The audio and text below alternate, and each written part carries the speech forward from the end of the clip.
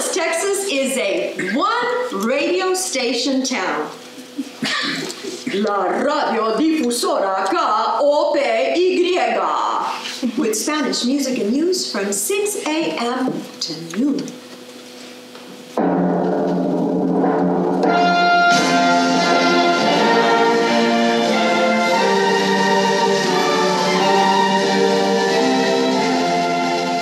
Howdy! This is Radio KOPY, best country western station in all of South Texas, bringing you fine music from noon to midnight. We're going to come back with some Conway Twitty. In the meantime, don't touch that dial. In our neighborhood, we are crouched by a radio looking for a new station. Our parents and grandparents called white people Los Americanos. But Mother, don't call them that. We're Americans too. We have names for white people besides Anglos, Gringos, Güeros, Gabachos, Bolillos, but their vocabulary and list of names for us is way more robust. They call us beaners, greasers, Mexicans, spics, tacos, wetbacks. The word illegal was not yet in use. Sometimes in high school, we'd have words with each other and kids are likely to say, "Go back to Mexico." Pinches pendejos ignorantes. We were born here. Our parents were born here. Some of our familias have lived in this part of South Texas since before it was the United States. And I love words, and I was always curious about where do these names come from that we call each other, like the name bolillo, petite French baguette, to refer to white people?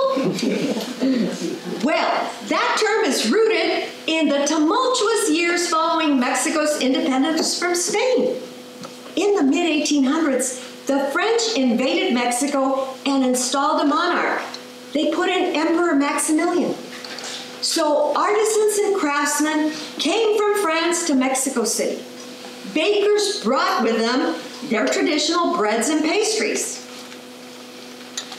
The Mexican people detested the French occupiers, and they began calling them bolillos. It's kind of like us being called tacos or beaners. Well, the French occupation lasted 5 years. No love lost within the culture. But French breads and pastries, the Mexican people had fallen in love with them, and they have remained forever. Walk into any panaderia in Mexico or any community in the United States with a large Mexican-American population, in San Francisco Mission, the Fruitvale, here in San Rafael, in mi pueblo, and you will find croissants, millefeuilles, baguettes, and bolillos. Another word I was curious about is the word gabacho. Gabacho is from the Catalan language of northern Spain, and it means foreigner. Now, the word gabacho is almost always accompanied by the all-purpose modifier pinche, as in ese pinche gabacho. Now, pinche has many meanings. Pinche is an all-purpose wonderful word. Pinche can mean stingy. How about after this play we go get a round of drinks? You can treat. No seas pinche. Pinche can also mean lousy, worthless, troublesome. These pinche sandals, when I first bought them, they gave me blisters. Now they're just so comfortable, and I love them. Well, these words we call each other, I wonder if the names we use to refer to white people cause them the sting we feel when racial epithets are hurled our way. So I've asked my white friends, and 2 of 1, they've said, no, not really. You know, you call me a gringo, you call me Anglo, doesn't really mean anything. Today, though, I think there is a word that has a significant burden and shame attached to it, and that's being called racist.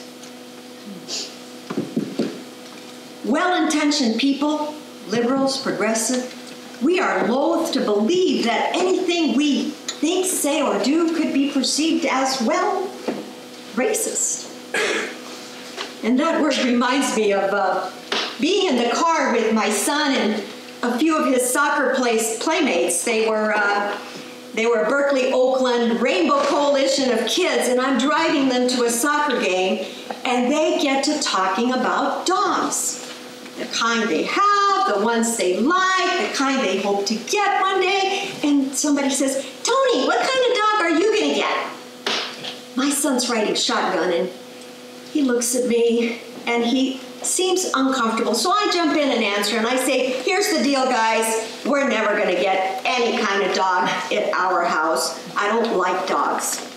Actually, one bit me when I was in college, and I'm scared of them, so we're never going to have any kind of dog at our house." End of story. A little voice from the back seat chimes in and says, "But Irma, that's so racist."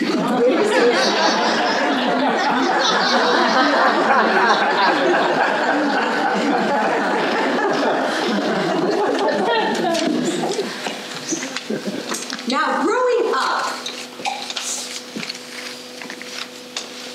I did not like white people. Not that I really knew any. When I'm in about 4th grade, I go with my mother to Anthony's department store in downtown Alice because she's buying fabric to make our Easter dresses. And she's talking to the Anglo sales clerk and telling her what fabric to cut from which bolt. And I'm standing there by my mother, and I see 2 girls from the corner of my eye.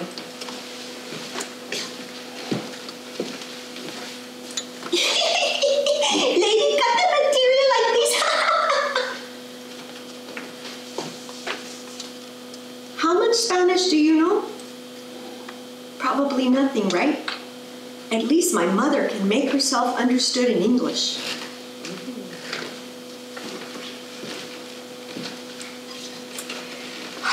Gringas estúpidas. My junior year in college, I get my roommate assignment. Jody Wilson from Wisconsin. We're to share a 2-bedroom suite with 2 Mexican-American girls. Before Jody arrived in San Antonio, she'd never heard the words Anglo or Chicano. Now, Eva Maria and I sometimes lapse into speaking Spanish with each other. And back in high school, if kids heard us speaking Spanish, they're likely to say, "This is America! Stop talking Mexican, okay?" But our speaking Spanish didn't bother Jody. "I love it when you guys speak Spanish. I think it's, well, groovy."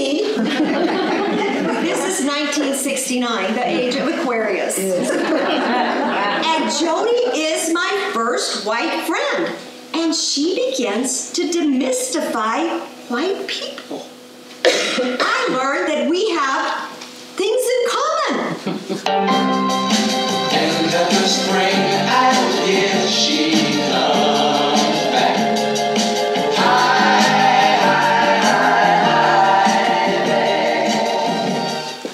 We sing and dance together in our dorm room. We talk about the cute guys we like. She white boys, me Chicanos. And we dream about the kind of lives we want to have when we're real grown-ups. Eventually, I leave South Texas, and I disregard everything I've heard about sticking with my own. In matters of the heart, I become an equal opportunity romancer. And over the years, I fall in and out of love with men from my own group and others whose racial and ethnic background have nothing to do with mine. But I worried if I married outside my group, would my community feel betrayed? And my mother's words rang loudly in my mind. Si quiere tanto a nuestra gente, ¿por qué se casó con una gringa?